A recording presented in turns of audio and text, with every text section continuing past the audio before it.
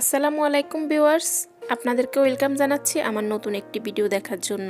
আপনারা সবাই কেমন আছেন? আশা করছি ভালো আছেন, যে যেখানে আছেন নিরাপদে আছেন। আজকে আপনাদের জন্য নিয়ে আসছি খুব সহজে তেল ছাড়া কলাই পাতা মুড়িয়ে কিভাবে অল্প সময় তালের পিঠা বানানো যায়। আজকে আমার মায়ের হাতে তালের পিঠা শেয়ার করব। ছোট্ট রিকোয়েস্টটা করে নিই, যারা এই প্রথম আমার চ্যানেলে আসছেন বা আগে থেকে আমার ভিডিও দেখছেন কিন্তু এখনও আমার চ্যানেলটা সাবস্ক্রাইব করেন নাই, প্লিজ আমার চ্যানেলটা সাবস্ক্রাইব করে পাশে থাকা বেল বাটনটি অল অপশনে ক্লিক করে দিবেন। তো চলুন দেখে নেওয়া যাক কিভাবে খুব সহজে অল্প সময় তালের পিঠা বানানো যায়।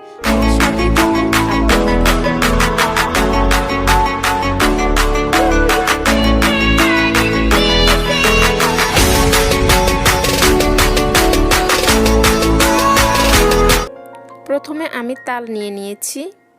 একদম কম পানি দিতে হবে এই পিঠা বানানোর জন্য। তালের মধ্যে এই তালটা কিন্তু ফ্রোজেন করা, আপনারা চাইলে সাথে সাথে তাল নিয়েও করতে পারেন। যেহেতু এখন তালের মৌসুম না এটা, তাই আমি ফ্রোজেন তাল নিয়েছি। খুব সহজে কিন্তু তাল ফ্রোজেন করে রাখা যায় ফ্রিজে। তো আমি তাল নিয়ে সাথে একটু পরিমাণ মতো চিনি দিয়ে দিয়েছি। তাল যদি মিষ্টি হয় বেশি, চিনি কম দিতে হবে।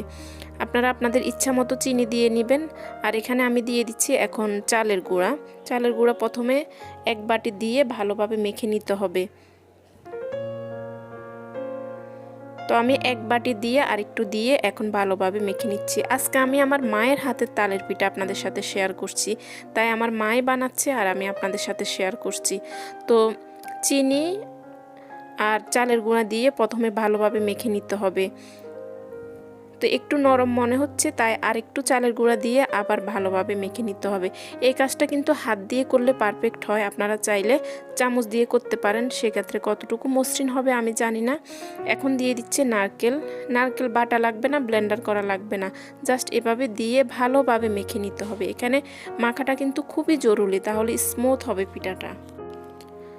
এখানে মাখানো হয়ে গিয়েছে, এখন কলাপাতা রেডি করতেছে। কলাপাতা এনে ভালোভাবে একটা ভিজা কাপড় দিয়ে বা টিস্যু দিয়ে মুছে নিতে হবে, তারপর ছোট ছোট করে কেটে নিতে হবে যে যেই সাইজে পিঠা বানাতে চান। তো আমরা একটু বড় সাইজে বানাবো, তারপর কেটে নিব। এখন কলাপাতার উপর জাস্ট পিঠার কাইটা এভাবে দিয়ে দেওয়া হচ্ছে।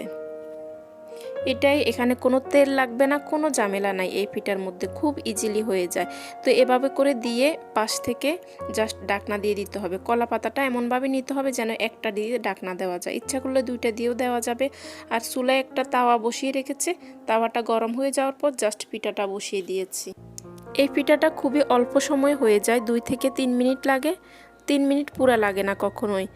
তো চুলায় হচ্ছে আর এখানে আরও রেডি করা হচ্ছে, যেহেতু তাড়াতাড়ি করে হয়ে যায়, একটা নামিয়ে যেন আরেকটা বসিয়ে দেওয়া যায়। আপনারা চাইলে এগুলো ছোট ছোট করেও দিতে পারেন, আর চাইলে আরও বড় করেও দিতে পারেন, যার যার ইচ্ছা মতো। তো এভাবে করে দেখুন কিভাবে মুড়িয়ে দেওয়া হচ্ছে, আমি বারবার দেখিয়ে দিচ্ছি আপনাদের সুবিধার জন্য। তো এখন প্রায় 1 মিনিট হয়ে গেল। তো পিঠাটা জাস্ট সাবধানে একটু উল্টিয়ে দিতে হবে।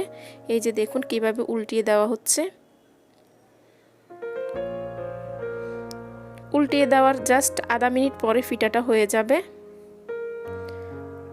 তো এখন দেখুন কলা পাতা এরকম হালকা যখন দাগ লেগে যাবে আর সুন্দর একটা ফ্লেভার বের হবে, এমনিতেই বুঝতে পারবেন যে পিঠাটা হয়ে গিয়েছে। দেখুন কত সুন্দর পিঠাটা হয়ে গিয়েছে, কলা পাতা আলাদা হয়ে গেছে, পিঠা আলাদা হয়ে গিয়েছে। এখন ঠান্ডা করে নিলেই খাওয়া যাবে বা গরম গরম খাওয়া যায়। দেখুন অনেক মজা হয়েছে কিন্তু পিঠাটা। আর এই পিঠা যেহেতু তেল লাগে না, তাই এটা খুবই স্বাস্থ্যসম্মত এবং খুব ইজিলি হয়ে যায়, অনেক অল্প সময় এই পিঠাটা হয়ে যায়। তো এখন এভাবেও খাওয়া যায়, আর পরিবেশনের জন্য জাস্ট একটু কেটে নিতে হবে।